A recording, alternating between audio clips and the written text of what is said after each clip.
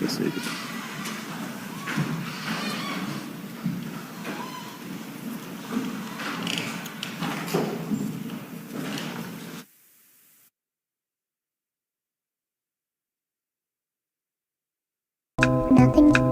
Sure, I would do all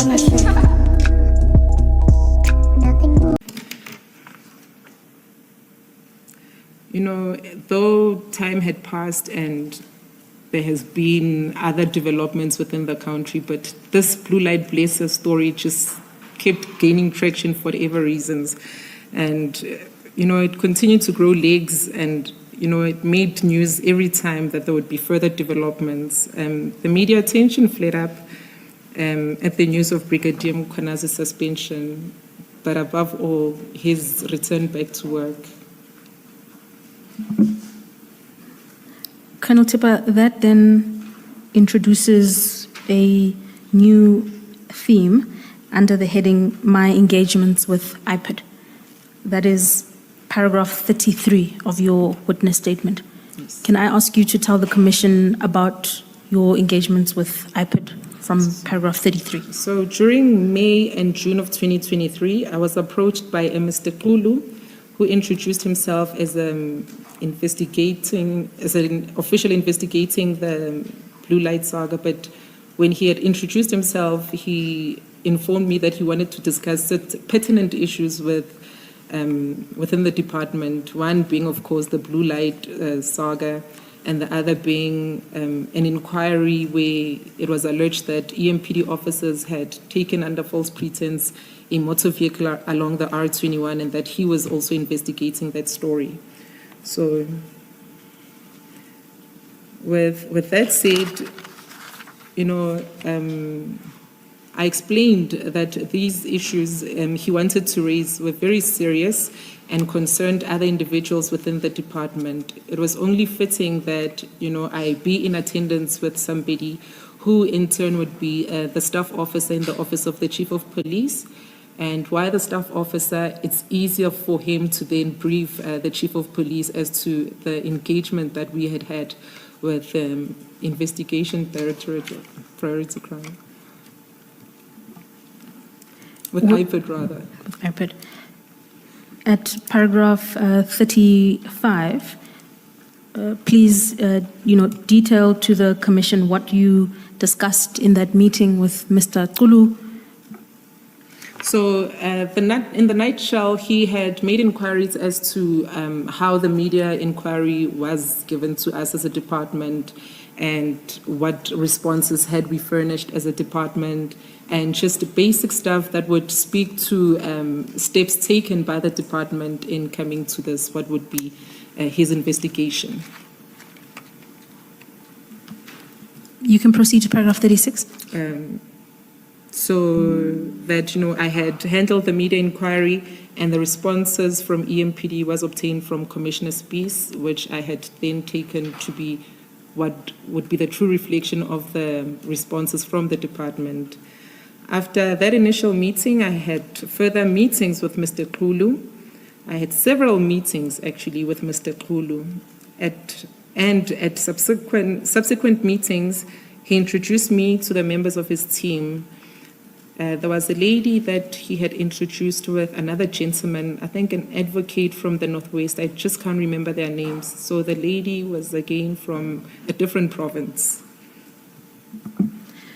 Colonel, we know from your evidence as given in the course of this morning that the Blue Lights story was massive. You described that, you know, it was a widespread story, but how widespread was knowledge within the EMPD about the IPID investigation? You know, was it something publicly known, or was it something known to a limited amount of people? You can answer this question from paragraph 37. I would suspect that it was known within the department, because all the meetings that would have, or most of the meetings that would have, they would be held at the EMPD offices, and in essence, I wouldn't just attend those meetings alone. At times, I would have Colonel Duplessis And in the one meeting, I had one of the media liaison officers, who is Marima Shishi, because she had handled the R21 story and she was better placed or fitted to just assist with collating info on that story. And in your engagements with Mr. Zulu, what specifically did he require from you for purposes of his investigation? He requested that we, within the department, all those which he had interviewed now, that we reduce to writing statements that would then be submitted as evidence. And with reference to paragraph 38, what was your response to his request that you prepare a statement? You know, when we sat with Mr. Kulu in one of the boardrooms, I actually sat across him and needed him to understand the magnitude and the danger which he then seeks to put me in requesting information that he has no intention of following up or even investigating. So I had put it to him in saying that, Mr. Kulu, I really need to understand the seriousness and your commitment into this case, because you are really asking me to take a personal risk. And what? Can I just ask a question, Colonel? Why did you believe that you were taking a personal risk simply by providing information about whether or not vehicles belong to EMPD? You know, commissioners, in the back of the scene, things are happening as we move forward. And you could just see the nature in which how things are now shifted in saying that, no, the office of the city manager will start handling inquiries moving forth. And furthermore, in saying that, you know, now here's IPID that has came to the party. I'm sure IPID, Mr. Kulu, wasn't the first to be informed or having investigated matters pertaining EMPD. So there was a lot at play in this instant. Can I just follow up on that? You say in the statement, before I agreed, I stressed to him that the individuals involved in this case are highly connected and powerful. What were you speaking to there? You speak of individuals in the plural. So that's the first question. Who are these individuals that you were speaking to? And then when you say they're highly connected and powerful, what are you speaking to then? Commissioners, when the initial inquiry came to me and it had made reference to Mr. Vusimusi Ket Madlala, I didn't know the gentleman from a bar of soap. I only got to learn of him as things transpired within the city and South Africa in its entirety. But above all, the fact that communication would be restricted in one office, then that just gave me the shivers in saying that what exactly is at play here, and am I even competent to be attending to same? So that just really created an element of discomfort that I needed him to assure me as to he will then take this process and he will investigate and he will do what is expected. Because, you know, in my opinion, there are certain IPID members that we know who are just captured by a certain system, and it's not a place for me to indulge in that, but it's just things that we know by virtue of being law enforcers. Thank you. Thank you, Ms. Patiseri. Thank you, Commissioner. Colonel Thepa, after you've then shared your concerns with Mr. Zulu, what is his response to you? We're in paragraph 39. This is responded to on paragraph 39. He had assured me in saying that, you know, rest assured that I'm going to work tirelessly, endlessly, with dedication towards this matter, because, you know, I'm not even attached to the Gauteng province's IPID or even a Ekurhuleni's IPID, that, you know, a task team has been established or set up for the purpose of this investigation, comprising of people coming from different provinces. So the other two members which he had came with, they were not even from the province which he came from. So it gave a bit of relief to me in saying that, okay, meaning that there is an element of being serious with this matter. So let me just give it my all. And in that discussion with Mr. Kulu, did he ever explain to you why IPID decided to use a team made up of individuals from outside of Gauteng province? Yes. They wanted to minimize the risk of threats and, of course, undue influences, and that, proper team is established for the purpose of investigating this that will not be infiltrated by powers that be. And please have regard to the contents of paragraph 40 and inform the Commission what else Mr. Tulu shared with you during that meeting. So this was on the day he had taken the liberty to come to my house, and we had a discussion after losing a phone, and he informed me that Brigadier Mkwanazi had told him that I was a dirty cop and that I had a defeating the ends of justice case registered against my name. And, I could see how this was about to unfold going forward. What is your understanding of the meaning of a dirty cop?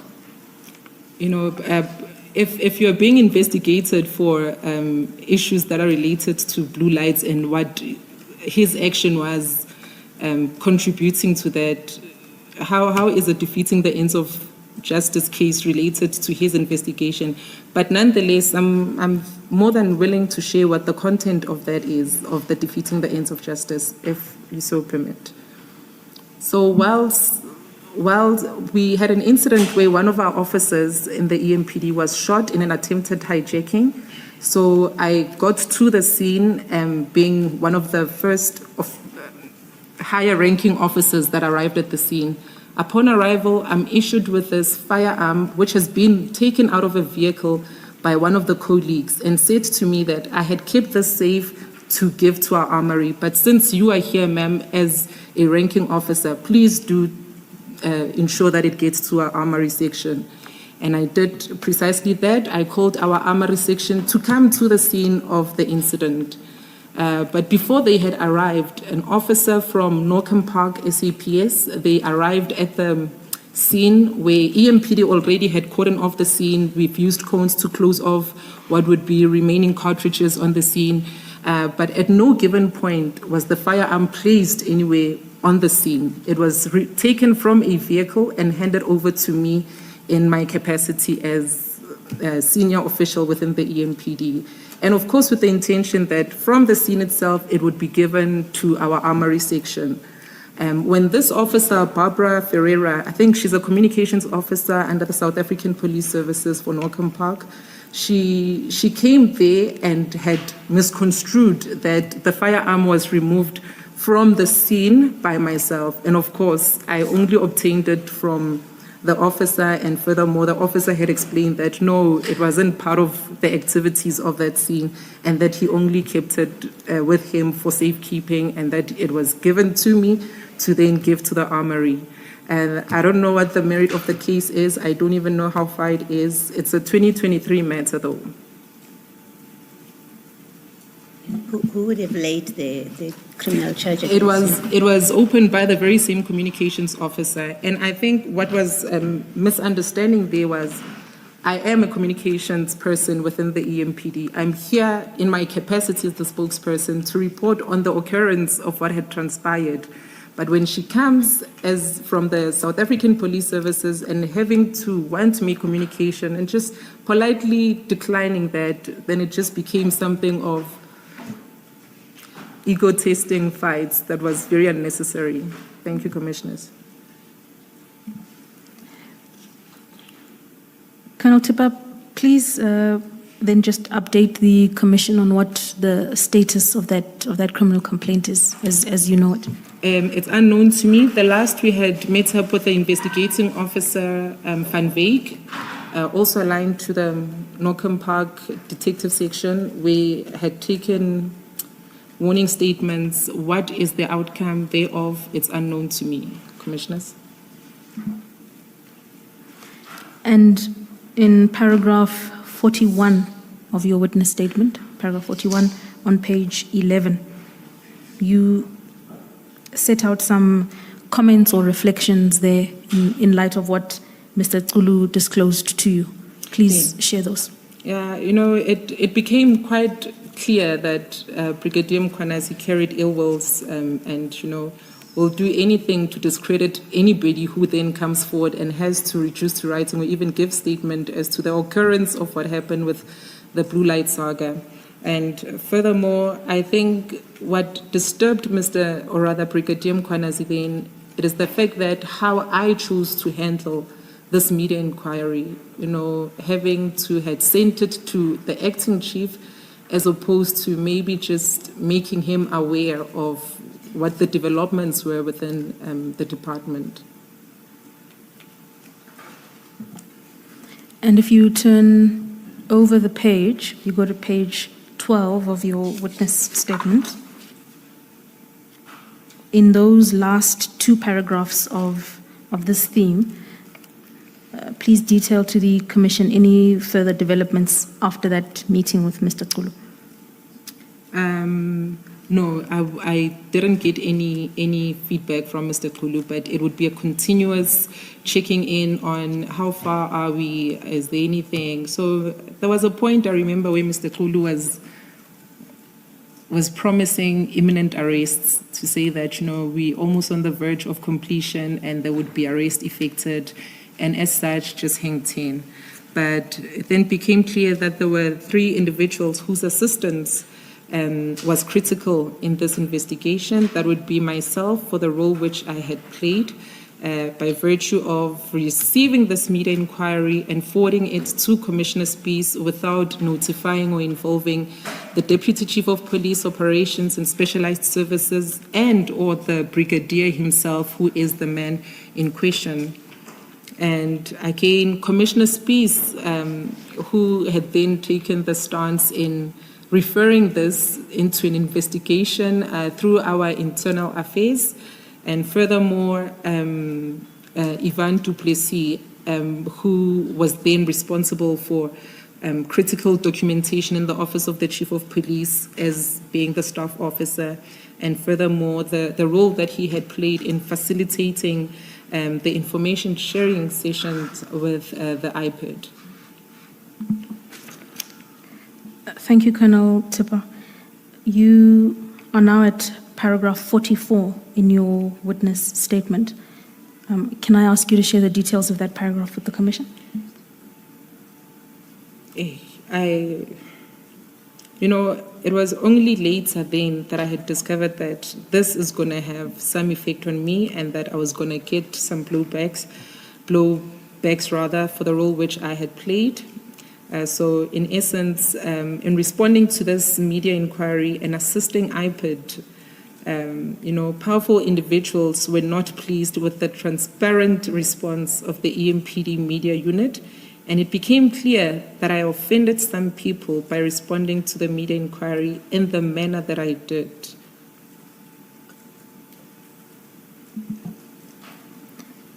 Can I then ask you to have regard to paragraph 45 of your statement? Yes. Under the new subheading there?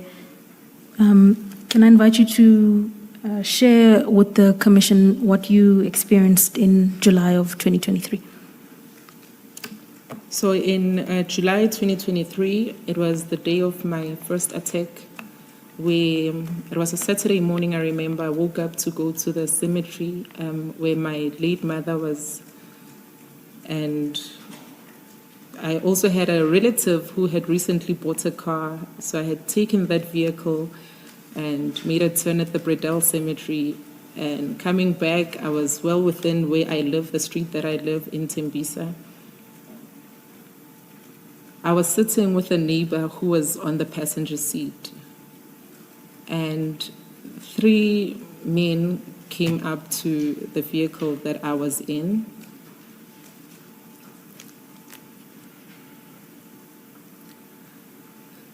They came there.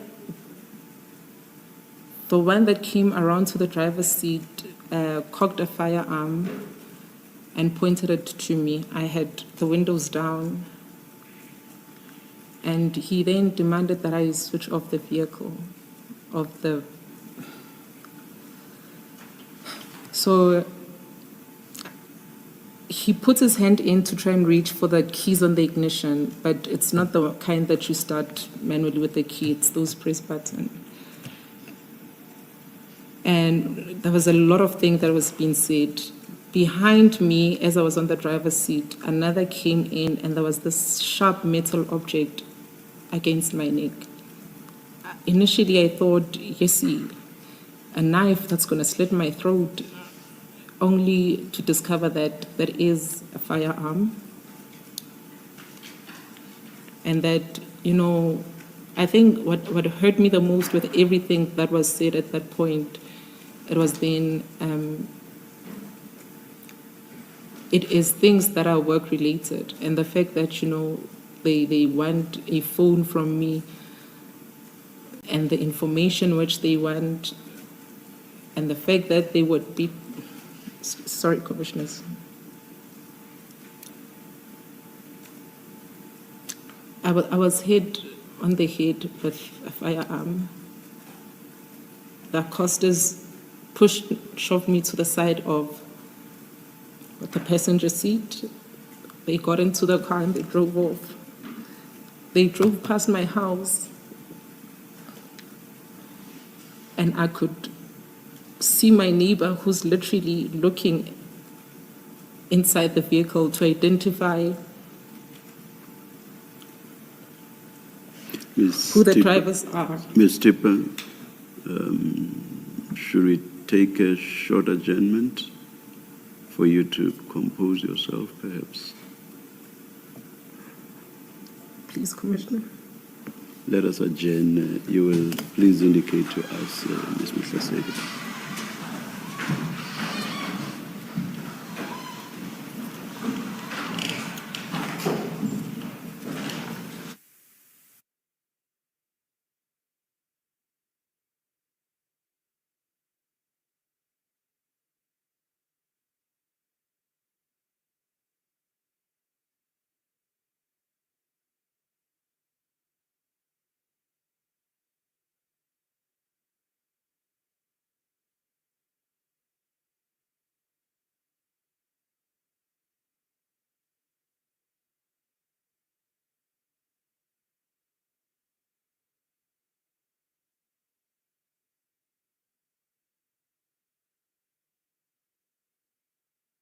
Nothing, Sure, nothing, I would do nothing. honestly.